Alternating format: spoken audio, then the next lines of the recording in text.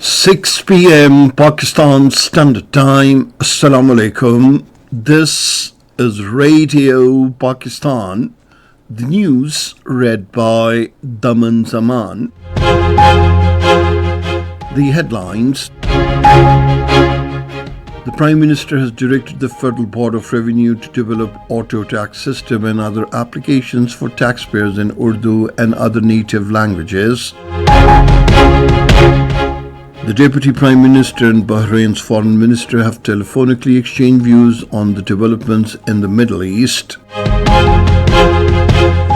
The Information Minister has urged the media to uphold national interests as the top priority, setting aside personal subjectivity.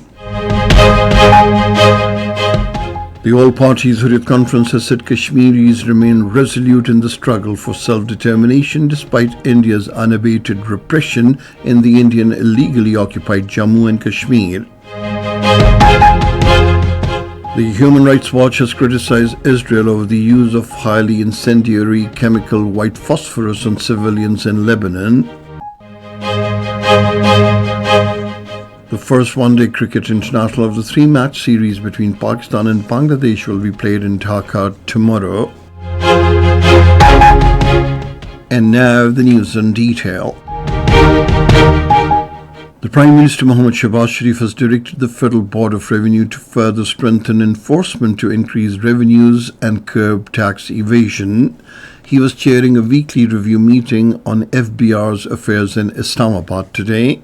The Prime Minister also directed to bring majority productive sectors under the scope of automated monitoring for increasing tax revenues. He advanced the Drug Regulatory Authority to complete the serialization of medicines manufactured in the country at the earliest. Shahbaz Sharif appreciated the economic team for recruiting experts on merit in the executive team of Pakistan Revenue Automation Limited and for efforts to make it an effective institution. He directed to develop the auto tax system, digital invoicing system, and other applications for taxpayers in Urdu and other local languages. The meeting was briefed that multiple technology-based systems for monitoring production in different sectors are in place for increasing tax revenues, while several others will soon become functional. The Deputy Prime Minister Mohammad Ishaq Dar has reaffirmed Pakistan's solidarity with Bahrain and its people, highlighting the need for de-escalation dialogue and efforts for peace and stability in the region. He expressed these views during a telephonic conversation with the Foreign Minister of Bahrain, Abdul Latif bin Rashid Al Zayani. They exchanged views on the developments in the Middle East and the wider region. The Deputy Prime Minister Ishaq Dar chaired a meeting with senior officials of the Ministry of Foreign Affairs in Islamabad today to review implementation of the austerity measures announced by the Prime Minister. Ishaq Dar stressed the need for fiscal discipline, prudent use of public resources, and aligning the ministry's operations with the government's commitment to economic responsibility. Reaffirming full support for the government's austerity drive, he underscored the ministry's commitment to responsible governance. The Law Minister Azam Nazir Tarar has urged the social media users to play a responsible role and avoid unnecessary comments on foreign policy issues in view of the prevailing regional situation. He was addressing a news conference in Islamabad today, flanked by the Minister for Information and Broadcasting, Ataullah Tarar, and the Minister of State for Interior, Senator Talal Chaudhry. Azam Nazir Tarar called for pursuing a responsible journalism, exercising caution while reporting, and stressed that the country's interests should be given top priority. The minister said the people have the fundamental right to the freedom of expression, but one must be careful when it comes to the glory of Islam, integrity, security and defense of Pakistan, and friendly relations with foreign countries. Azam Nazir Tarar said the region is passing through a difficult phase and Pakistan is playing its due role to diffuse regional tensions through its vibrant foreign policy and careful diplomacy. This is Radio Pakistan giving you the news. The National Assembly today passed a resolution recognizing the invaluable contributions of women to the social, political and economic development of Pakistan. The resolution, moved by Shahida Rahmani, reaffirmed Pakistan's commitment to gender equality and women empowerment in all the spheres of national development.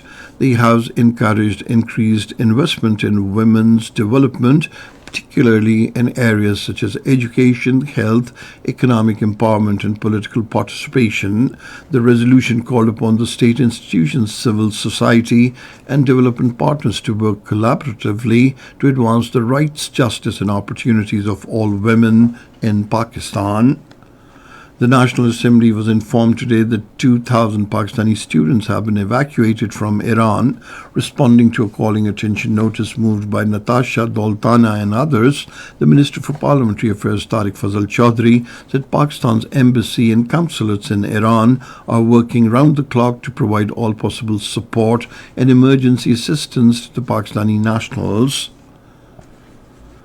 The Special Assistant to the Prime Minister on Industries and Production, Harun Akhtar Khan, has said a digital platform is being developed to showcase local products in the global e-commerce ecosystem. He was reviewing the initiatives aimed at strengthening Pakistan's small and medium enterprises sector through digital transformation at a meeting in Islamabad today. The Special Assistant said the initiative aims to enhance global outreach of SMEs. Harun Akhtar Khan said the platform will be developed on the standards of leading global models such as Alibaba, AliExpress and Amazon, ensuring international level functionality and accessibility. He said the platform will feature value-added and high-quality products manufactured in Pakistan, providing a centralized portal for global buyers to explore Pakistani products. China's Aerospace Development Industry Investment Group has evinced interest in investing between $5 to $10 billion in Pakistan. During a meeting with the Minister for Investment, Qasser Ahmad Sheikh, the Chinese delegation discussed investment opportunities. The Chinese delegation expressed the desire to make large-scale investments in Pakistan in the sectors of minerals, advanced technology, and industrial development. Qasser Ahmad Sheikh informed the delegation about the investment facilitation, saying regulatory reforms are ongoing to make it easier for investors and businesses. In the Indian illegally occupied Jammu and Kashmir, the All-Party Hurriyat Conference has reaffirmed that the Kashmiri people remain resolute in their struggle for inalienable right to self-determination despite India's unabated repression. In a statement, the APHC spokesman, Advocate Abdul Rashid Minhas, said no amount of bullets, guns or brute force can suppress the Kashmiri people. Meanwhile, the Bharatiya Janata Party regime has dismissed 3 Kashmiri government employees from their services in the territories Kishtwar and Islamabad Anantnag districts over alleged pro-freedom and anti-India activities. The employees Shaukat Ahmed Zargar, Liaquat Ali and Kausar Hussain were dismissed under the Draconian Unlawful Activities Prevention Acts. The United Nations Assistance Mission in Afghanistan has warned that the country faces compounding crises due to its continued alienation from the international system. During a United Nations Security Council session, the Deputy Special Representative of the mission, Georgiette Gagnon, criticized the Afghan government's ban on United Nations female staff, urging it to lift the restrictions immediately. The Human Rights Watch has called for immediate suspension of military assistance to Israel by its allied states. The call was made by the rights group as it verified the use of highly incendiary chemical white phosphorus during attacks on civilian residential areas in Lebanon. The Human Rights Watch also called for targeted sanctions on Israeli officials involved in the grave crimes.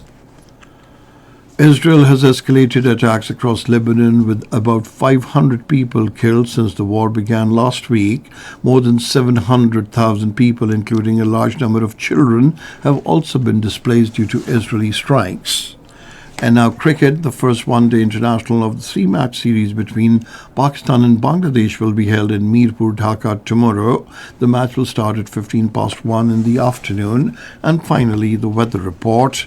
Cloudy weather with rain, wind and thunderstorm is expected in Khyber Pakhtunkhwa, Gilgit-Baltistan, Islamabad, Potawar region and Kashmir during the next 12 hours. Isolated heavy falls and hailstorm is likely during the period. Dry weather is likely to prevail in other parts of the country. And that is the end of this news bulletin. For more news and analyses, log on to our website, radio.gov.pk, and you can also watch the live video streaming of our bulletins on the link facebook.com/Radio Pakistan News Official.